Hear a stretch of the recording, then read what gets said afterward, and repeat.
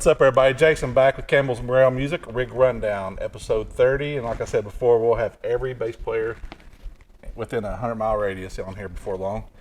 And we're fortunate enough to have Camilla Paykamian from the band Big Bombs. Hello, thank you for having me. So that was a lot for me to get out there, so I'm sorry. We've probably just done 13 takes for me to get that said. But anyway, again, as you see, she plays bass. She plays a modeler into a power speaker, and we've seen this setup, kind of similar setup before in here. And what style of music would you say Big Bombs is, first off? Yeah, so we kind of have like our roots in punk, alternative, a little bit of grunge here and there.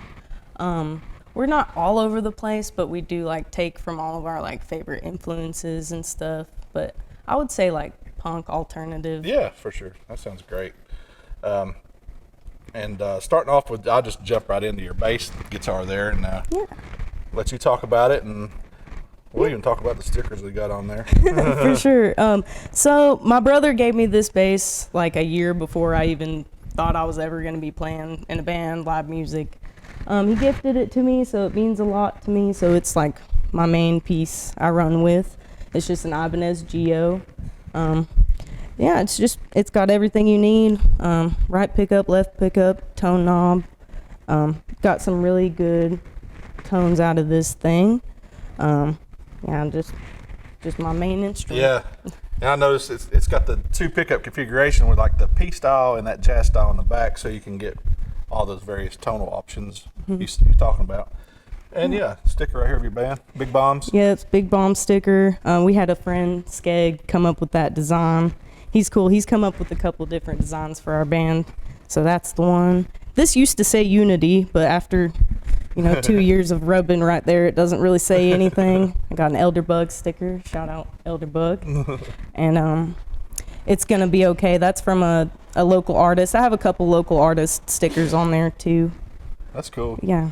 Yeah, and I love Ibanez basses. I love Ibanez as a company in general, just for the fact they make great guitars and basses, and especially lower end all the way to the high end, but everything always feels good coming out of there. Yeah, I use an Ibanez, and my brother also uses an Ibanez. Yeah.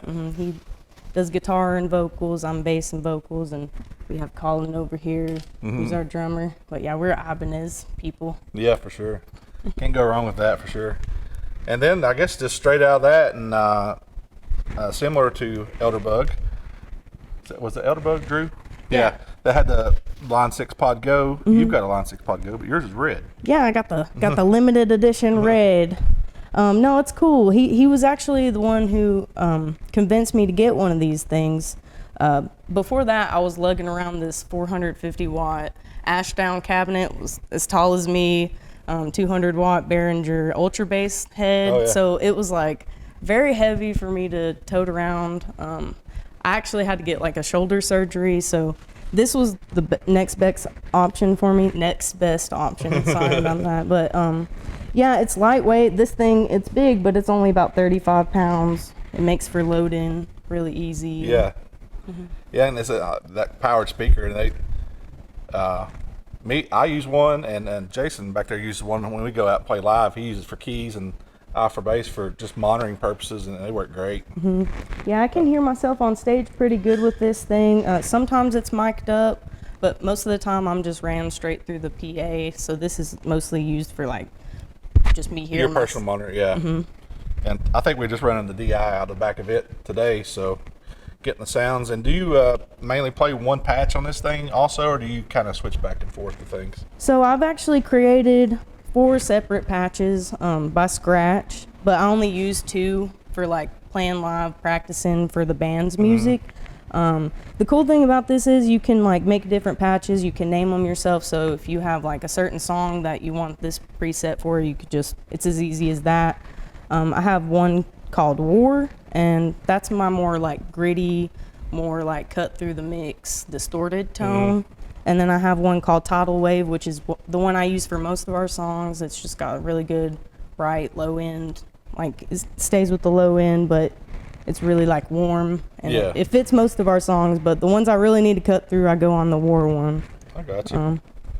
Yeah, let's I mean, let's hear what the tidal wave. I guess that's what patch you're on now. We'll kind of hear what it sounds like. Yeah. So I'll just play the intro to that. Okay.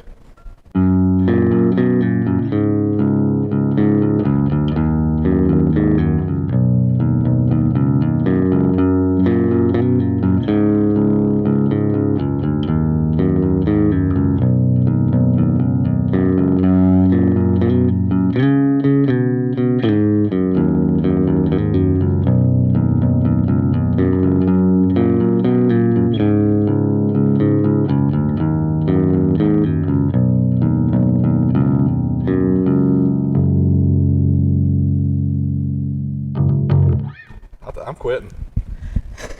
I'm like, I'm not playing bass anymore. You like here? If you watched mine last week, I'm here struggling trying to remember one riff that I played for years, and I couldn't. And I'm put on the spot and can't do it. I watched your one. I watched your one from last week, man. You had that cool like doom thing going on, and what was that one thing that you're using that like it made it sound like? Oh yeah, the Boss synth pedal. So yeah, he does all kinds of crazy stuff. That thing was really cool, and I enjoyed that a lot. No, that sounded great, and that tone, like that, you dialed in that tone on that thing Yeah. yourself. So that sounds wonderful. I did, and actually, no one's ever caught me, but that's actually a guitar amp. I'm running the Super Pro amp and the Super Pro Ellipse cabinet on that thing, and no one's ever called me out on it. You know, I brought up the low frequencies on there. Yeah. There's nothing wrong with that. Mm-hmm. Some of the best bass tone I ever heard goes through guitar amps. So that's, there's no wrong or right, I guess. Yeah, I just work with like find what I like, what sounds good and stuff. Yeah. And the other patch, what do you call it? You said I got the War? the War patch. This one's got the compulsive drive distortion pedal, a noise gate to get rid of some of that like, squeaking on the strings when you move back and forth. I use this for like our song. We have a song called War, but I'll play you a little bit of that. All right. It's like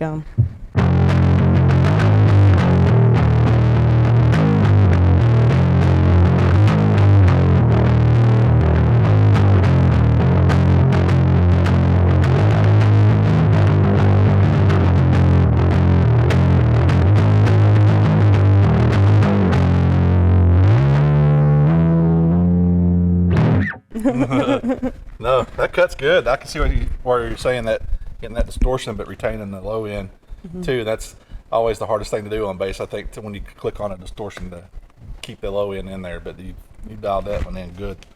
Sounds great. Thank you so much.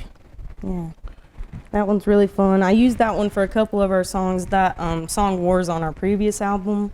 The next one I only use it for like 3 songs, but we have one that's called Machines. It's about like a dystopian future where like machines take over the human race. And I really like the opening riff of that song. I'll play you a little bit of it. It's like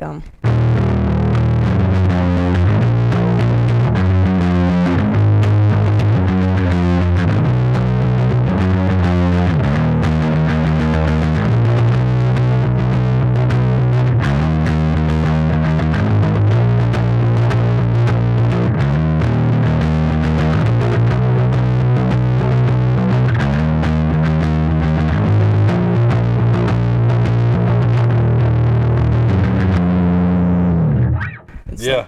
it sounds like robots. Yeah. I don't know. Oh yeah, I love that idea too.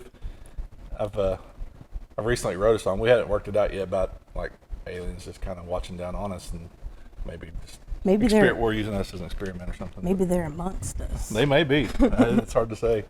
So you said that was on a previous record. How many albums? Y'all have a bunch of albums out, or have a bunch of music out, or? We only have one album out right now. It's an 8-song. It was our debut album. It came out in October of last year.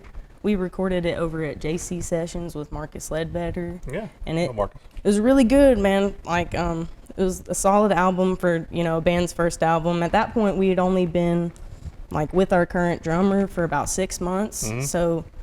I mean, we really, can I say shit on here? Yeah. We really shit it out. But it was good. We're going to do another 8-song record. It's going to be entitled Dystopia, The Beginning of the End. And it's got our new songs on it. A song that I've written and I sing on it. Also a song that Colin's written and he sings. And yeah, it's just like a amalgamation of all our different styles and stuff. That's awesome that everybody's involved, and you don't have just like one thing happening. And it's because I think you bring all those ideas together, and it just make it work, and that's what makes a band, I guess. Yeah, for sure. That's how bands are supposed to work. Unfortunately, some of ours don't. But yeah. So talking about recording the albums, you got some social medias and stuff out there, and that people can check out. We'll throw a link up here at the bottom of us on that for sure. So yeah, you can find us at Big Bombs Music or Big Bombs Music on Bandcamp, Instagram. Both are the same so at Big Bombs Music. You can find us on Spotify and everywhere else. All the streaming sites. Yeah. Yeah, that's. I'm liking what I hear, and I haven't heard y'all live yet, so I'll be excited to hear you. Yeah, we got a couple shows coming up this month. Next week we're playing with 1134 and a band called The Takedowns over at the Hideaway. Okay. It's going to be fun. I always love playing with those guys. And we have one coming up on the 19th at the Genesee Grotto in Asheville. It's like a DIY kind of punk venue that a band called Socialist Anxiety, like they run it themselves. And we've been trying to get on over there for a really long time, so we're really excited to play that one. So, I mean, y'all mostly play kind of local, or have you stretched out any Asheville, I guess? Just like Johnson City, Bristol, Asheville. Just really like local, but besides that, we haven't got out to Knoxville or anything yet. But. Nice. So you said you had 4 patches. Is there anything you want to show us on these other ones? What they sound like, or is it you got anything prepared? We don't have to do I can show another one. I have and this one's just another distorted one. It's got some like, when you hit the string hard, it's very sensitive, so it makes it sound more. This is a new patch that I've made for our new song called 250K. It's about rich people dying in a submarine. Colin wrote that one. But this one's called Static Bitch. All right. It's like...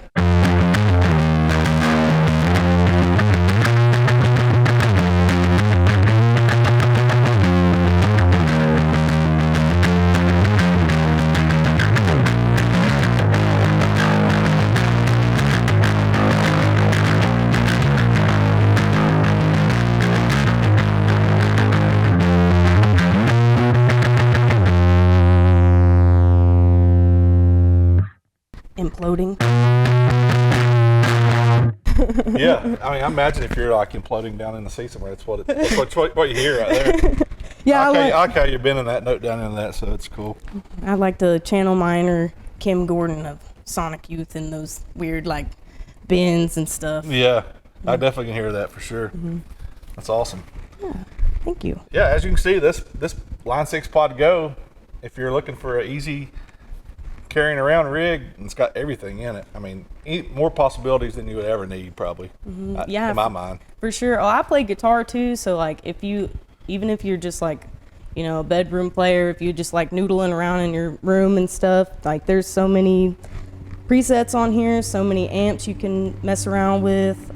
There's a looper, there's a drop tune function, so if you have like a song that's in half step and you don't want to be on stage and tune, you can just do that function. It's got so many things on there too, and plus like it beats carrying around a 300-pound setup, like.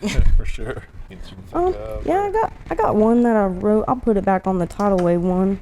This one's not in any of our songs, it's just fun one that I wrote. It's like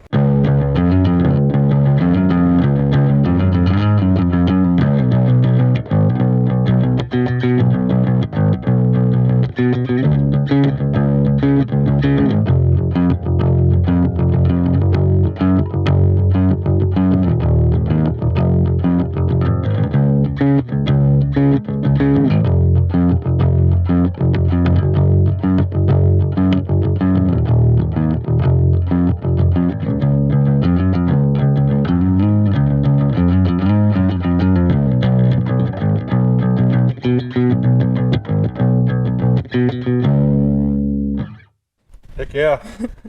Yeah, y'all go check out Big Bombs. Click on all their socials, give them a follow, a like, download their music. That's what we're here for. I mean, I'll mention this, Camilla's the first female we've had on the show, and so Yeah. Thank you so much. And when Jason got her on here, I didn't know she was going to be a way better bass player than me. Oh, yeah, come on, you're No. flattering me. And so, we thank you for joining us and doing this thing. And I see you in here a lot shopping, so I appreciate all your local support. And this is our thing, trying to give back to the bands and local musicians. We want to put them out there for people that don't get noticed a whole lot. It's hard in this scene. So Yeah, I'm really happy for like the opportunity and stuff. I love what you guys are doing. Local bands, they need somebody to help like get their name out there for sure. yeah, we're starting to gather some steam in this thing. So we're picking up a lot of followers and a lot of views, and who knows, when y'all make it famous, you can come back and say this is where it started. This is Colin Works, our drummer. He's been with us since July of last year. He's going to talk with you a little bit about our up-and-coming album. Colin. So our up-and-coming album, it's definitely a commentary on some current events that are going on, as well as maybe a little bit of help from our imagination as far as the end of times. Just doom and gloom, and we're really trying to bring about that message in this one. It's an amalgamation of all sorts of different things that we've come up with, all sorts of different styles. I really think it's gonna break some genres for sure. We have some weird stuff on there, and I'm excited for it. Dystopia. Yeah, The beginning of dystopia. the end. The beginning of the end. Thank you guys so much. Yeah, thank you. Yeah, thank you.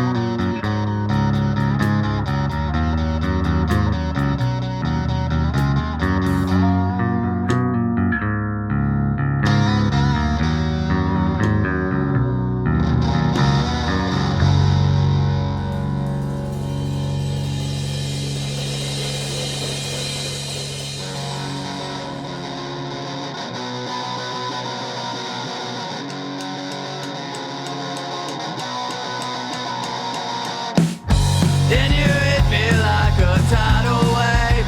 I can't brush it off.